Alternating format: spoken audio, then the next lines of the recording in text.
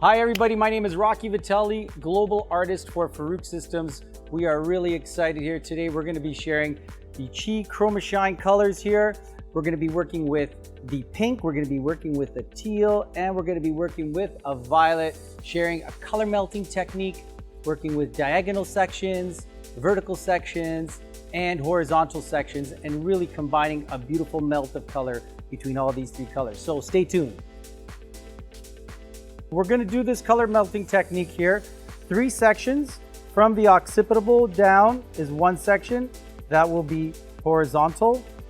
Then from the occipital bone to the crown, and then from the corner of the eyebrow to the corner of the eyebrow for the design line, which is the top, and that will be your 3rd section as well. So now we're going to start the application, taking small sections.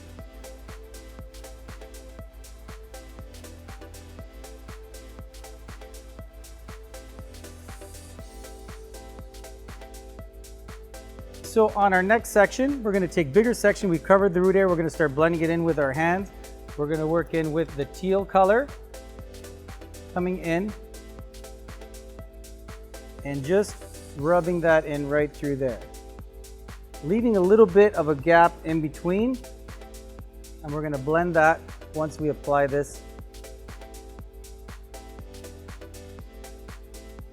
So we're going to blend the tones in using our fingers, bleeding it into each other.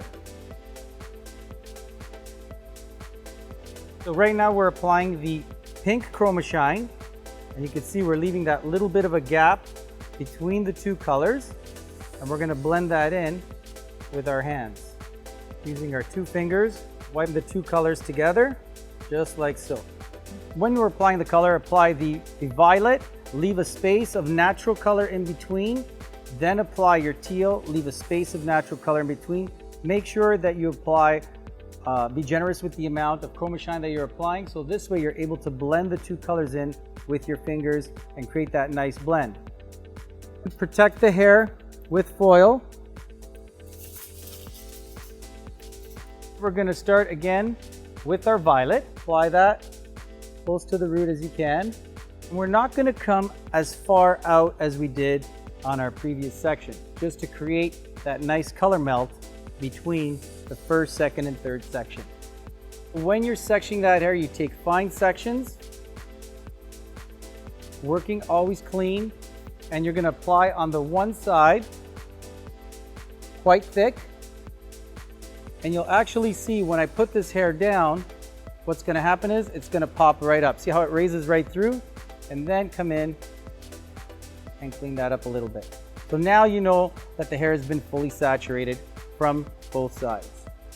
We're going to start on the opposite side, take sections and apply one side,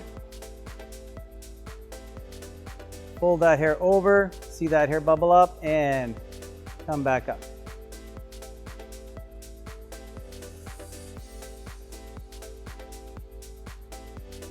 We're going to apply the pink Chromashine, vivid, bold. It's got double the pigment into the hair. It's going to condition that hair and color with double the pigment, which will get you nice, strong, vivid colors. We're going to take that section, and this is what's very important here, is that you keep that gap in between, just like that. This will be the blending area. So I'm making sure that I apply quite a bit of the pink in through this area here.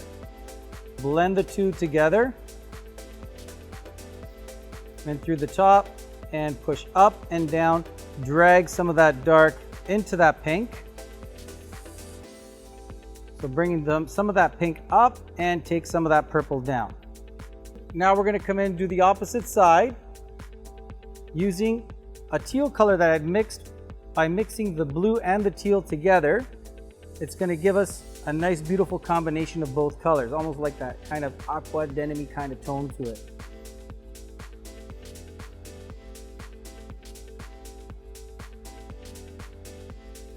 Apply foil just to protect that hair.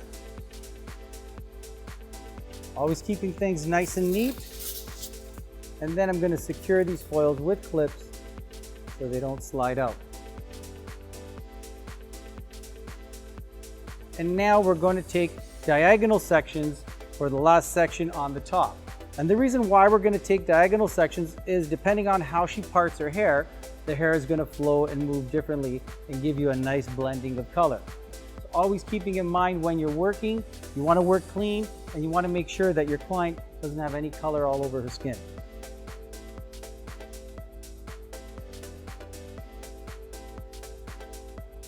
You can actually split this into a couple of sections, already done.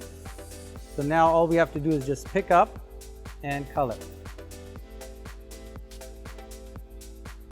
So we're going to blend a little bit of the pink and a little bit of the blue, teal. Rub that in, work it with your hands.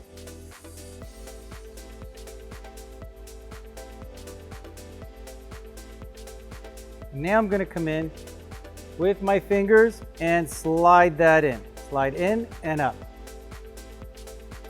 So you can see how it just melts the two colors in.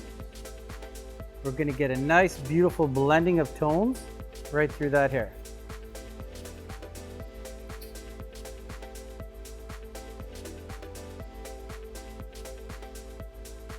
So the application is complete.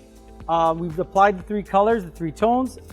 What we're going to do is put her under the dryer for 10 minutes, low heat, and 10 minutes to cool off. So the 10 minutes cooling off period is very important. That allows the color to penetrate deeper into the cuticle and give you a longer lasting color. So the best way to put the plastic cap on is have your client put her finger up, have her hold the end and come right around. Now you can let go.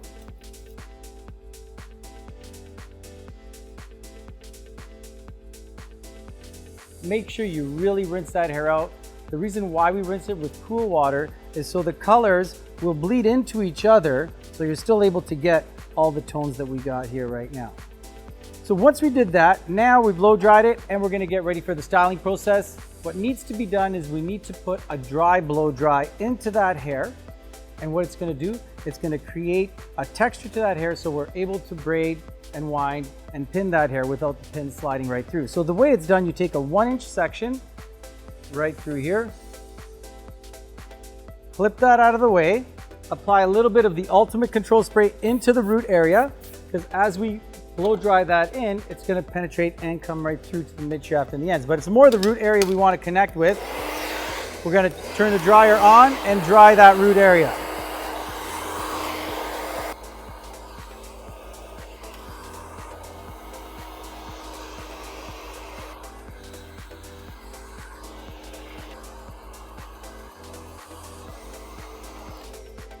Once we've done the dry blow dry using the Ultimate Control Spray, what we're going to do is with the Rapid Shine, apply a little bit to the mid shaft and the ends. This is going to add moisture and prepare that hair for the waving or curling process. I like to brush that hair. I always brush the hair as much as I can. This stimulates the scalp and gives a lot of shine to that hair. So I brush, brush, brush, and I can feel how much texture is into that hair. And once I just create this kind of spin look, I can see how much volume that I put in with the dry blow dry. Once that's done, then we'll go in and finish our hairstyle. Put in a nice lazy wave into that hair. So we're gonna come in, speed up a little bit faster in through the root area. Go a little slower. Then as you come into the ends, we'll go a little bit quicker, and this will give us a little bit more of a looser curl in through the bottom. Take a diagonal section and continue curling that hair. Moving slower in through the root area to create a little more volume and more curl.